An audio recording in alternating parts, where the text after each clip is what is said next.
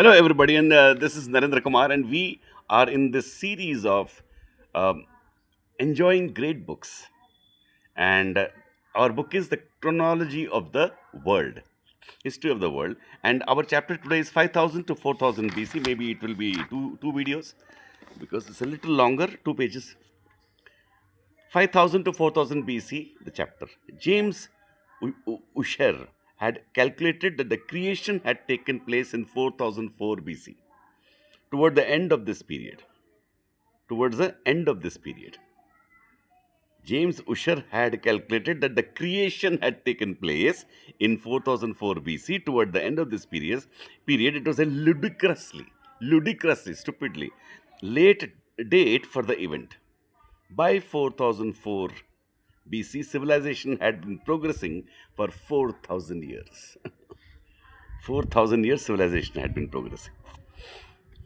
And human beings of the modern type had been in existence for at least 24,000 years. About 4000 BC, the Sumerians founded the city of Ur at the mouth of the Euphrates. In those days, the Euphrates and the Tigris entered the Persian Gulf separately. In the 6,000 years since, however, silt has filled in the Gulf for about 150 miles, so that the remains of Ur are now uh, that far from the sea. In those 150 miles of silt, the Tigris and Euphrates had flowed together.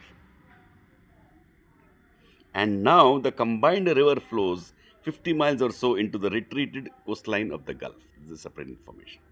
For considerable periods of time, Ur was the most important city in Sumeria. Ur is UR and may have been the largest city in the world. Bracket, open bracket. World population may have reached 85 million. 85 million, 8 crores. Now it's 800 crores, 8,000 million. 85 million by 4000 BC. Our knowledge of Ur and of Sumeria in general arose in the 1920s. We came to know, thanks to the work of the British archaeologist Charles Leonard Woolley, 1880 to 1960. That was his lifetime. By this time, people in the Middle East had learned about the fermentation of grape juice and of soaked barley, probably by accident to begin with, so that wine and beer were beginning to come into use. Undoubtedly, these drinks were popular because they induced intoxication, and in moderation they felt good. Such beverages were important in another way. Although the early drinkers could scarcely be aware of it, alcohol tended to kill microorganisms, so that drinking wine and beer was safer than drinking water, which might be contaminated with human or animal waste. Interesting. An important advance had its beginnings now. For some 2 million years,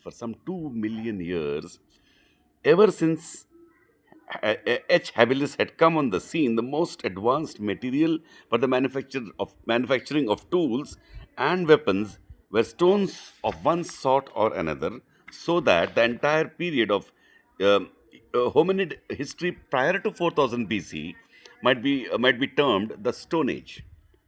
This phrase was first used by the Roman poet Titus Lucretus Carus, 95 to 55 BC, about 60 BC, and was then reintroduced in 1834 by the Danish archaeologist Christian Jørgensen Thomsen.